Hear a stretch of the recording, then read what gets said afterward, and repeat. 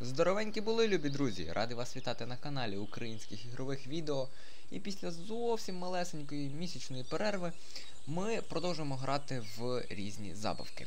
Сьогодні мені попалась така гра, як The Beginner's Guide від розробника Stanley Parable. Думаю, ви про такого чули. Склав просто неймовірну гру з дуже безглуздим сюжетом. Але ця гра трішки відрізняється. Як принесла на хвості сорока, тут більше потрібно задуматись і так поринути в атмосферу цієї гри. Чим ми, власне, і займемося. Тягнути не будемо, натиснемо почати гру. І будемо слухати, що нам тут на цей раз розкаже розробник Stanley Parable. Кажуть, не забудьте виключити звук, тому що це дуже важливий елемент цієї гри, і управління вельми просте. Hi there. Thank you very much for playing The Beginner's Guide. My name is Davey Reedon. I wrote The Stanley Parable, and while that game tells a pretty absurd story, today I'm going to tell you about a series of events that happened between 2008 and 2011. We're going to look at the games made by a friend of mine named Coda. Now, these games mean a lot to me. I met Coda in early 2009 at a time when I was really struggling with some personal stuff, and his work pointed me in a very powerful direction. I found it to be a good reference point for the kinds of creative works that I wanted to make. So just to start you off, this is, I think, the first game he ever made. It's a level for Counter-Strike. You can walk around here, by the way.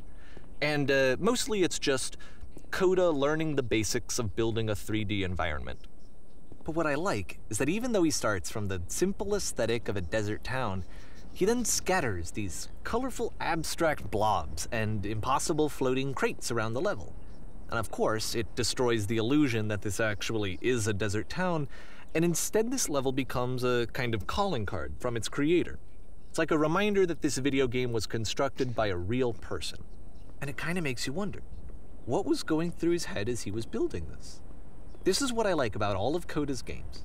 I mean, not that they're all fascinating as games, but that they are all going to give us access to their creator. I want us to see past the games themselves. I want to get to know who this human being really is. And that's exactly what we're going to do here. So, it's 2008, Coda starts making these games, and he never releases any of them.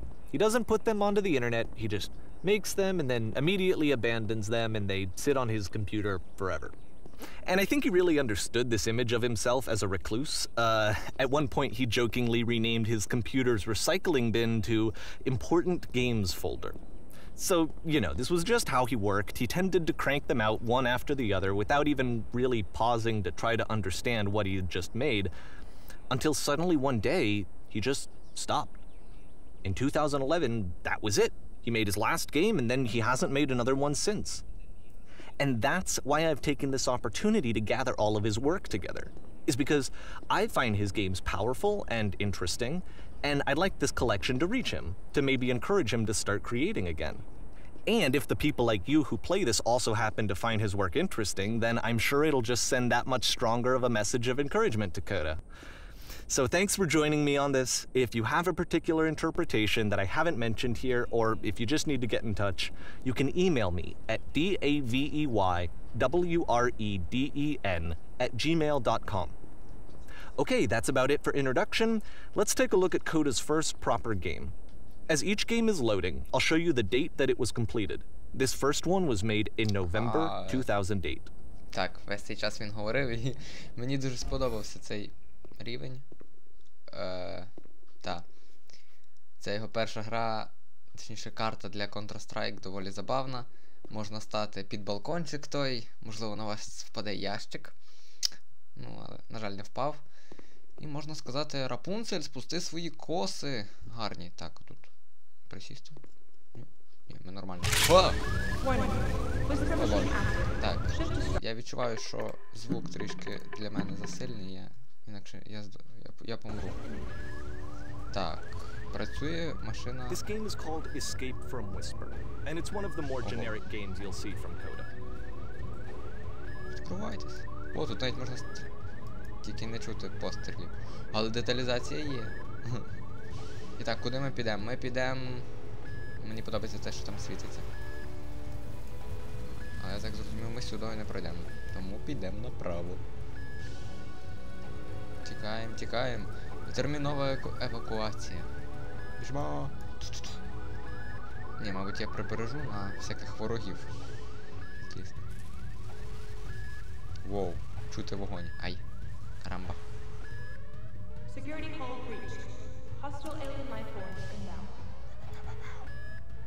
Ні, реально не чути пострілів.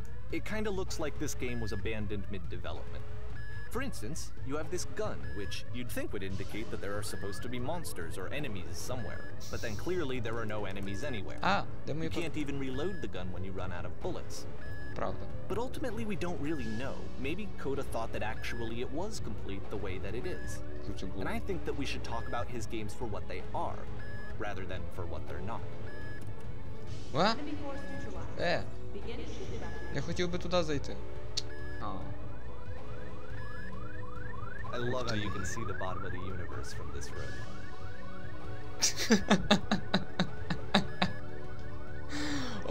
Ось він, ми в кінці Всесвіту. Десь тут повинен бути ресторанчик, та.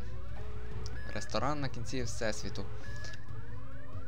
О боже, тут навіть видно оці краї зображень, тобто, що ми в такому кубі. Ось, я там навіть бачу верх Всесвіту. Ну, але низ Всесвіту це просто неймовірно. Мені тільки сюди можна. Так, ну, ходім. Так, це що? Ой, лабіринт. Так, аби вийти з лабіринту, постійно треба йти наліво. Sure, I don't know. Ну, майже. There's really no reason for it that I've ever been able to discern, so in the interest of time, I'm just gonna skip you on that. Чекай.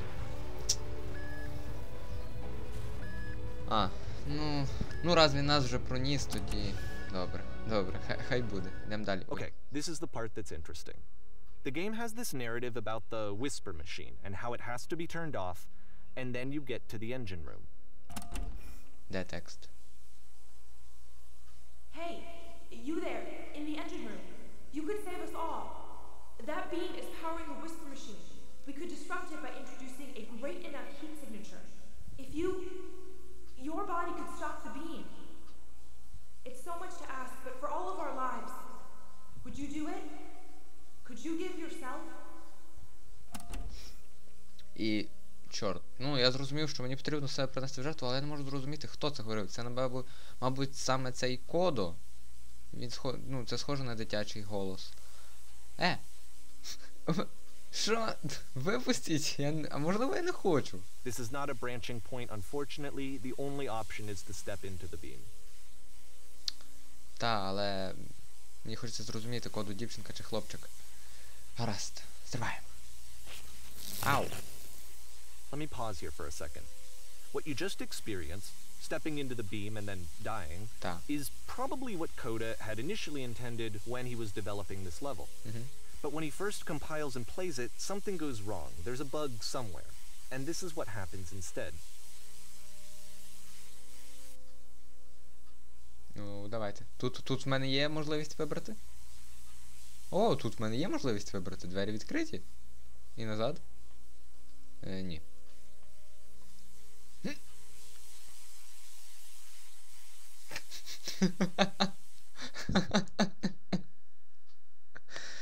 Ні, ну насправді, чорт. А якщо так... The beam causes you to start floating. And this is an important moment for him. Because yes, this is technically a glitch, but Coda identifies something human about it. Like how small it makes you feel in the face of this larger chaotic system.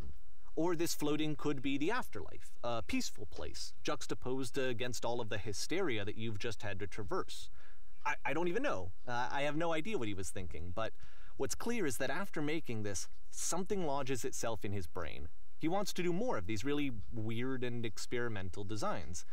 So he stops work on this and moves on to a stream of tiny little games that go in all sorts of directions. Let's go ahead and take a look at the first game he made after leaving this one behind. І от знаєте, З однієї сторони це баг, та, от як сказав розробник, а з іншої сторони? Зі сторони, наприклад, з того погляду, що коли ми помираємо, ми відправляємося вверх. Починаємо літати. Тобто, та, тут є дві сторони. Ця гра досить таки забавна і... Так. Та я пробую походити. In this game you can only walk backwards. Ясно. Ой. Минуле було позаду неї. І нам потрібно йти назад. Ні, мені в таких коридорчиках страшнувато ходити. Задом. Ой. So it's a short and relatively minimalist experiment combining motion and narrative. It is less advanced than the previous game, but actually it seems to be more focused, more complete. Code is trying to give it a unique voice rather than simply basing it on a pre-existing trope.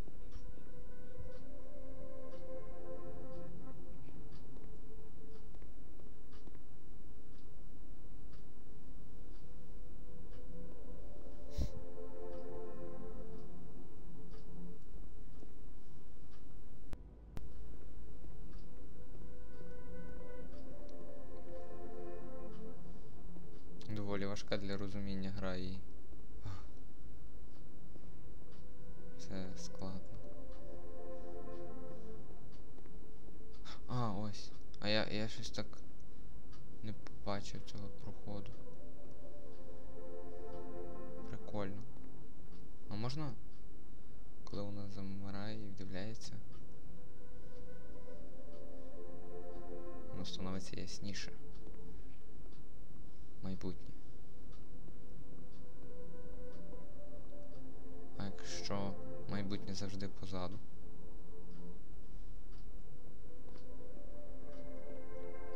Як воно знаходить в собі сили?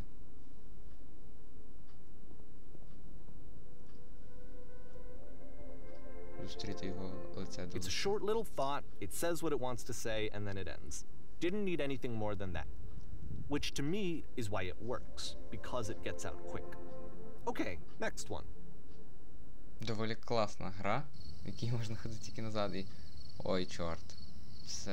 Все моторошніше і моторошніше.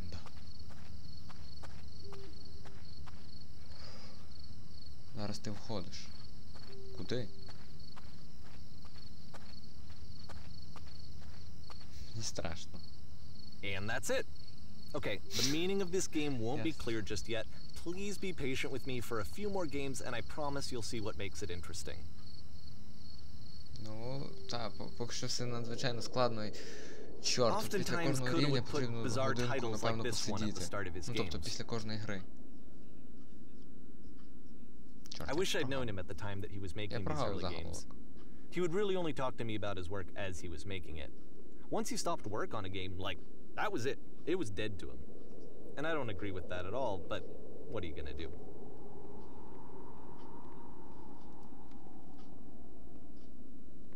Я хочу подивитися, що тут з краю. Я можу впасти? Не можу. Розчарування. Ну, значить, єдиний вихід — це підніматись по сходинці.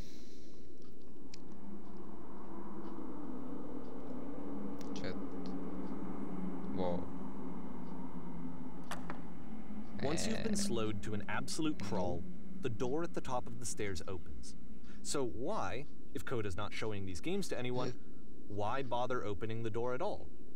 Well, to show you, I'm modifying the game here so that when you press enter, it'll bring you back up to full speed so you can enter the door for yourself. Я так попробую, але оце заповільнення, можливо, воно вказує на те, що ціль не така близька, як нам здається, і, можливо, на початку все буде виходити доволі швидко, то більша частина шляху пройдена, але в кінці... Добре, не будемо тягнути і подивимося, що нас чекає зверху. Відкриті двері. І... Воу, воу, воу! Ви є двері. Ви починаєте в невеликій кімнаті, але скоро розумієте, що можете просто проходити через стіни. Разом з грою пропонується цілий ряд довгих інструкцій, в яких багато помилок в показаннях того, як в неї грати. Тобто це ідеї, які коду не реалізував кнопка. He said that he knew that he was actually a vibrant and compassionate person, but that it takes time to really see that. It can be a very slow climb to get there. Кнопка мені сподобалась.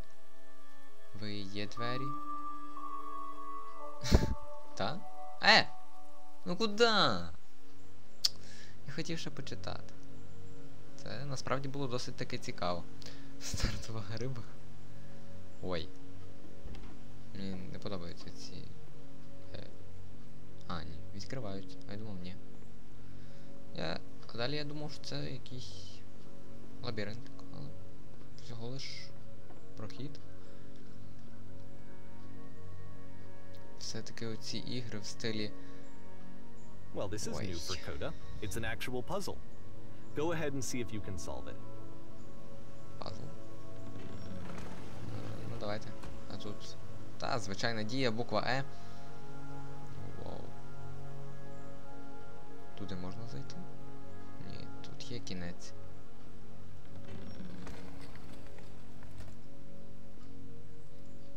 Цікаво, а якби мене придавило? Ай. Ну, так. Don't forget that solution, because we're going to see this puzzle again soon. We're gonna see it a lot. Ой, коду сподобалася ця головоломка? Щось в ній є. Але що?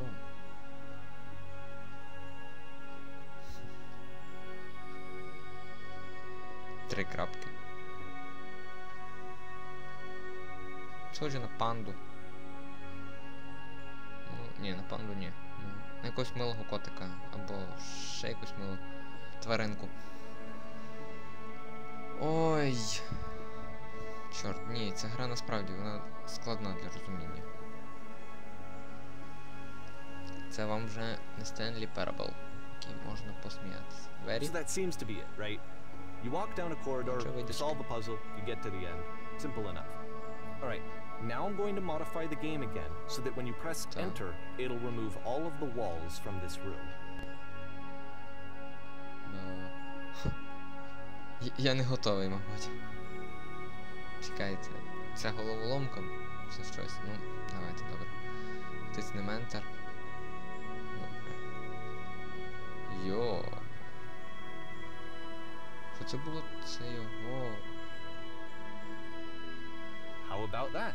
There was more to it than we had any way of knowing. I actually find it funny that this game comes after the stairs game, since they essentially convey the opposite idea.